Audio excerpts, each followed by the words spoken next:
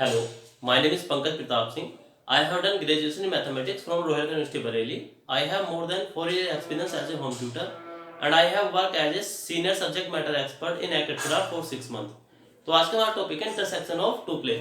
तो एक एग्जांपल की हेल्प से इस पूरे टॉपिक को डिटेल में समझेंगे। चलिए वीडियो को शुरू करते हैं। इंटरसेक्शन ऑफ टू प्लेन का मतलब है कोई दो प्लेन है 3D में और वे एक दूसरे को इंटरसेक्ट कर रहे हैं। मान लीजिए हमारा पहला प्लेन ये है और कोई दूसरा प्लेन है हमारा, ठीक है, एक दूसरे को इंटरसेक्ट कर रहे हैं। तो जब भी दो प्लेन इंटरसेक्ट करते हैं तो वे एक लाइन को क्रिएट करते हैं, ठीक है, ये लाइन है ये वाली, ठीक है। तो मान लीजिए दो प्लेन एक दूसरे को इंटरसेक्ट करेंगे तो हमेशा वे एक लाइन क्रिएट कर देंगे, यानी कि जो भी पॉइंट आएंगे वे एक लाइन के अलोंग हो जाएंगे, ठीक है। मान लीजिए हम एग्जांपल ले लेते हैं, एक हमारा एग्जांपल ले लेते हैं। मान लीजिए एक प्लेन है, इक्वेशन ऑफ प्लेन है x plus 2y plus z equal to 1 और दूसरी इक्वेशन है 2x plus 3y minus 2z equal to -2। ये एक प्लेन की इक्वेशन है, लेकिन दो अलग अलग प्लेन है। जब ये इंटरसेक्ट करते हैं तो जहां पे इंटरसेक्ट करेंगे तो वो एक लाइन क्रिएट कर देंगे, ठीक है। तो अगर क्वेश्चन इस तरह से आता है कि find the equation of line of intersection of two plane, यानी कि हम उस इक्वेशन फाइंड करने उस लाइन की जो इन दोनों के इंटरसेक्शन से प्राप्त होती है, ठीक है। तो इक्वेशन ऑफ लाइन फाइंड करने के लिए हमें दो चीज का पता होना बहुत जरूरी है। पहला तो कि वो लाइन किस पॉइंट से पास हो रही है, ठीक है। यहां समझ लीजिए इक्वेशन ऑफ लाइन क्या होती है।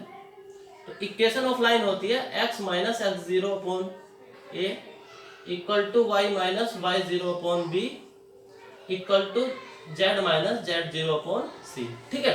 तो इक्वेशन फाइंड करने के लिए एक पॉइंट प्राप्त होना चाहिए जो हमारा ये यहाँ पे x0 y0 z0 कोई भी पॉइंट है जो उस लाइन पे लाई करता है। दूसरा वो उस लाइन की डायरेक्शन, वो उस लाइन की क्या डायरेक्शन है, किस वेक्टर के अलोंग वो लाइन अप्रोच कर रही है, ठीक है। तो यहाँ पर डायरेक्शन वेक्टर जो हो जाएगा इस लाइन का, ये हो जाएगा ai plus bj cap plus c k cap, यानी दो ही चीज पता करनी है। पहला तो वो लाइन किस पॉइंट से पास हो रही है और उसका डायरेक्शनल वेक्टर क्या है, यानी किस डायरेक्शन में वो लाइन मूव हो रही है, ठीक है। तो यहां से हम पहले तो फाइंड करेंगे कि इस लाइन का डायरेक्शन वेक्टर क्या होगा।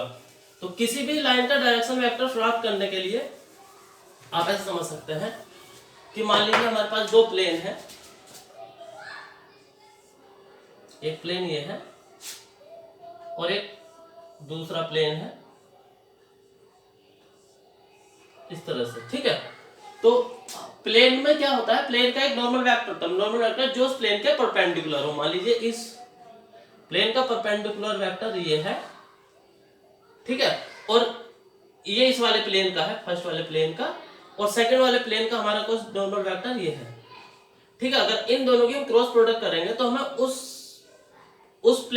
उस लाइन का वेक्टर प्राप्त हो जाएगा, यानी कि जो लाइन ऑफ इंटरसेक्शन है उसका वेक्टर फाइंड करने के लिए हमें इन दोनों नॉर्मल वेक्टर का क्रॉस प्रोडक्ट कर देंगे, क्योंकि दो वेक्टर की क्रॉस प्रोडक्ट का मतलब यही है कि हम वो वेक्टर फाइंड करना चाह रहे हैं जो उन दोनों वेक्टर के परपेंडिकुलर हो, ठीक है। तो यानी कि इन दोनों प्लेन का जो नॉर्मल है उसके परपेंडिकुलर डायरेक्शन में ही ये वाली लाइन हमारी होती है, ठीक है। तो यहां से अब किसी प्लेन का परपेंडिकुलर डायरेक्शन लेकिन नॉर्मल वेक्टर फाइंड करने का क्या तरीका होता है, तो उसे आप थोड़ा सा समझ लीजिए।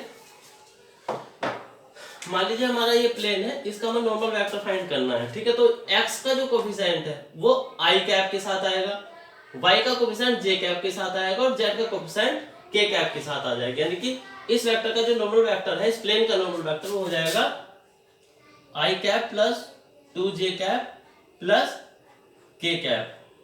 तो ये इसका नॉर्मल वेक्टर आ जाएगा। तो इस प्लेन का नॉर्मल वेक्टर ये हो जाएगा और इस प्लेन का नॉर्मल वेक्टर हमारा हो जाएगा, मान लीजिए इसे n2 बोल देते हैं, तो हो जाएगा 2i cap plus 3j cap plus ये माइनस 2k कैप, ये इसका नॉर्मल वेक्टर आ जाएगा, ठीक है। अब इन दोनों नॉर्मल वेक्टर हमें एक ऐसा वेक्टर फाइंड करना है जो इन दोनों वेक्टर के परपेंडिकुलर है।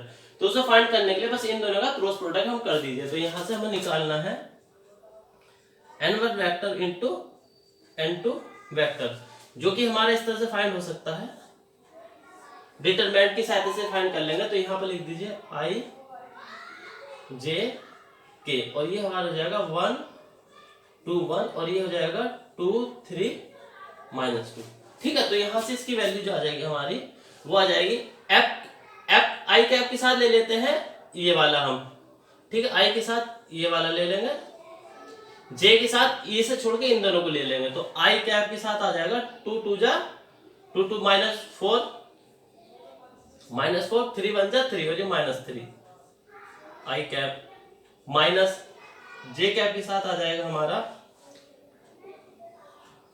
2 -1 -2 और 2 माइनस ये भी -2 आ जाएगा, और प्लस के कैप के साथ आ जाएगा हमारा 1 3 जा 3 और -4 के कैप। तो यहां से हमारा इन दोनों क्रॉस प्रोडक्ट आ जाएगा n vector cross n2 vector, ये n1 n2 है, तो ये आ जाएगा -7 आई कैप प्लस 4 जे कैप और माइनस के कैप। तो यहां से हमारा ये नॉर्मल वेक्टर निकल जाएगा, ठीक है। तो इसका मतलब यही है सिंपल सा कि हमारा जो है ये इस लाइन का वेक्टर आ गया, यानी कि जो लाइन हमें फाइंड करनी है उसका डायरेक्शन वेक्टर हमें मिल गया, तो ये उस लाइन का वेक्टर है।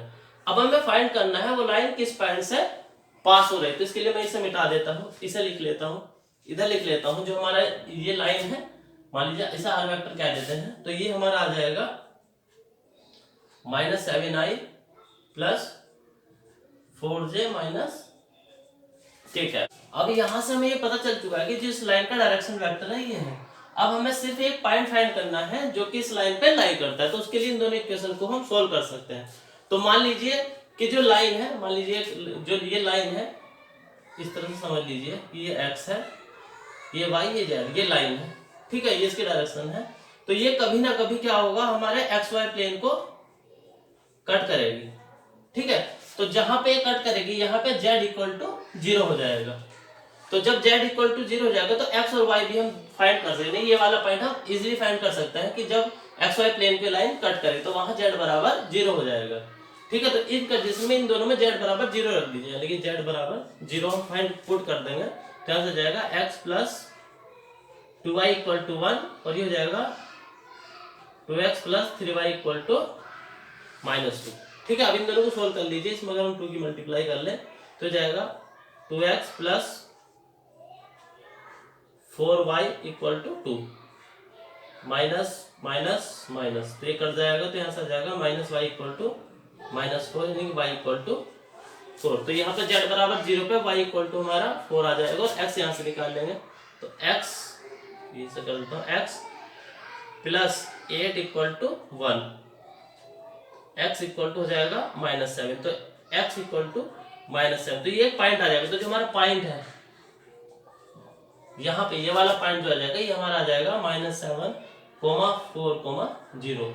तो ये वाला पॉइंट हमारा, यानी कि जो लाइन है वो जब एक्स वाई प्लेन को कट करेगी तो वो इस पॉइंट पे करेगी। तो हमें दो ही चीज पता करनी थी, पहला तो वो वेक्टर, जिस वेक्टर की डायरेक्शन में, डायरेक्शन वेक्टर जिस वेक्टर डायरेक्शन में वो जा रहा है, दूसरा वो पॉइंट, ठीक है। अब बस पुट कर देते, इक्वेशन ऑफ लाइन होता है हमारा, इक्वेशन ऑफ लाइन हमारा होता है x minus x0 upon a, ठीक है, equal to y minus y0 upon b equal to z minus z0 upon c, ठीक है। यहाँ पर x0 y0 z0 जो है ये वाला पॉइंट है, ठीक है।